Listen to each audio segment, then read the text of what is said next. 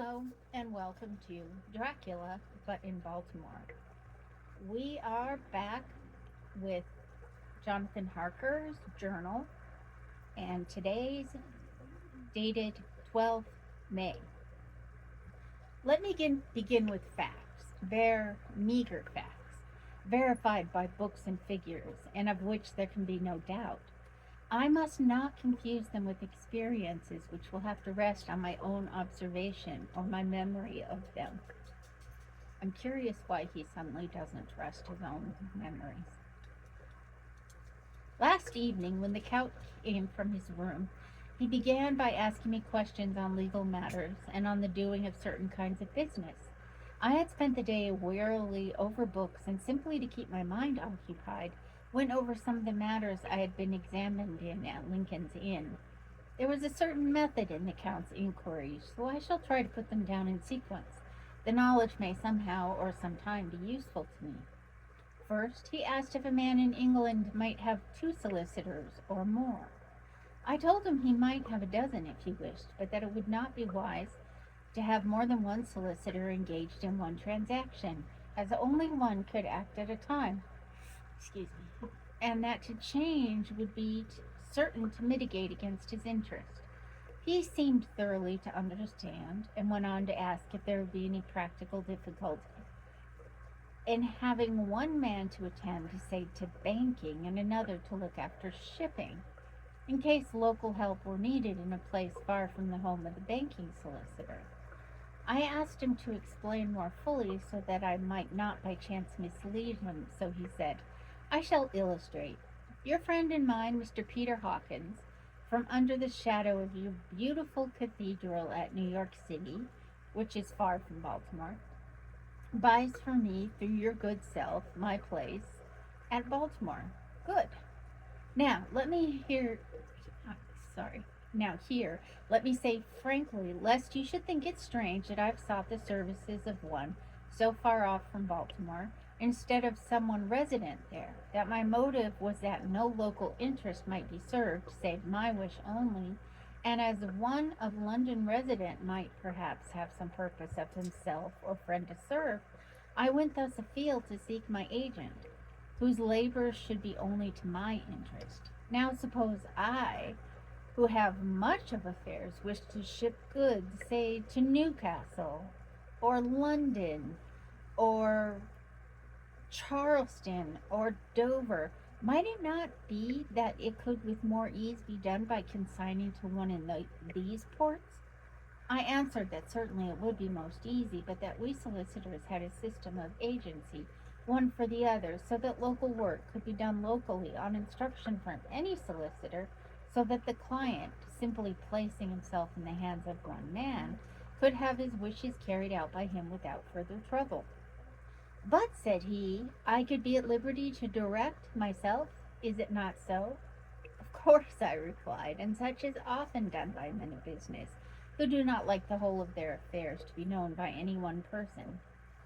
Good, he said, and then went on to ask about the means of making consignments and the forms to be gone through, and of all sorts of difficulties which might arise, but by forethought could be guarded against. I explained all these things to him to the best of my ability, and he certainly left me under the impression that he would have made a wonderful lawyer, for there was nothing that he did not think of or foresee.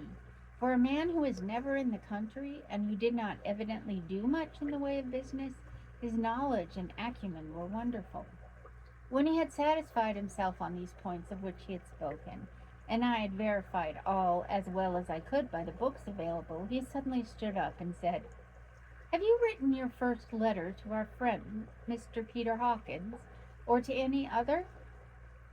It was with some bitterness in my heart that I answered that I had not, that as yet I had not seen any opportunity of sending letters to anybody. "Then write now, my young friend," he said, laying a heavy hand on my shoulder. "Write to our friend and to any other, and say, if it will please you, that you will stay with me until a month from now." I don't think that's going to please him. "Do you wish me to stay so long?" I asked, for my heart grew cold at the thought. "I desire it much. Nay, I will take no refusal. when your master, employer, what you will, engaged that someone should come on his behalf. It was understood that my needs only were to be consulted. I have not stinted, is it not so? What could I do but bow acceptance?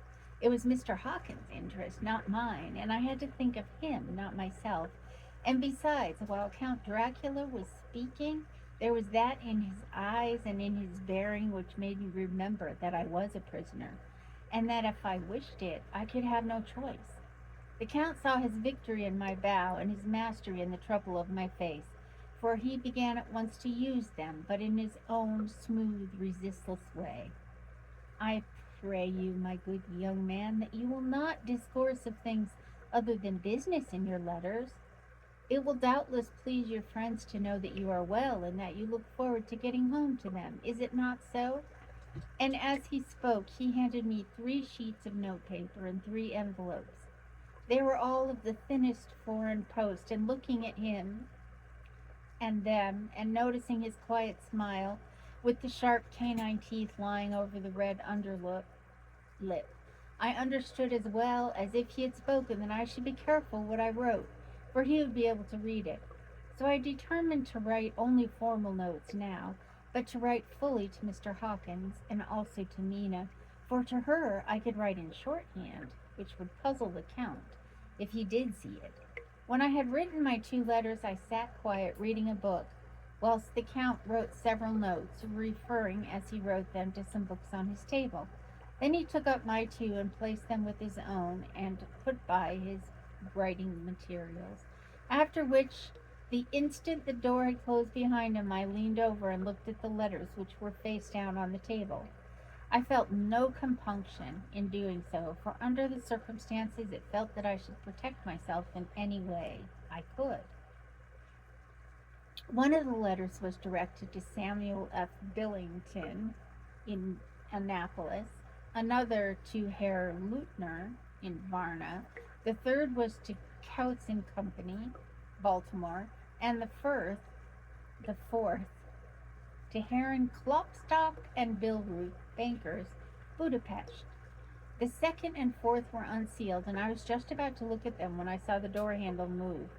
I sank back in my seat, having just had time to replace the letters as they had been, and to resume my book, before the Count, holding still another letter in his hand, entered the room.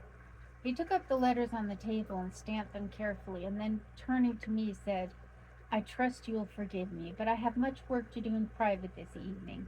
You will, I hope, find all things as you wish." At the door he turned, and after a moment's pause said, "Let me advise you, my dear young friend, nay, let me warn you with all seriousness, that should you leave these rooms, you will not by any chance go to sleep in any other part of the castle. It is old, and has many memories, and there are bad dreams for those who sleep unwisely. Be warned. Should sleep now or ever overcome you, or be like to do, then haste to your own chambers or to these rooms, for your rest will then be safe. But if not, be careful in this respect then." He finished his speech in a gruesome way, for he motioned with his hands as if he were watching them. I quite understood. My only doubt as to whether any dream could be more terrible than the unnatural, horrible net of gloom and mystery which seemed closing around me. So, is he saying the castle is haunted? I guess we will find out. And we have one more entry for today, which will be a separate video. Thank you for watching. Thank you for joining me, and I hope to see you again.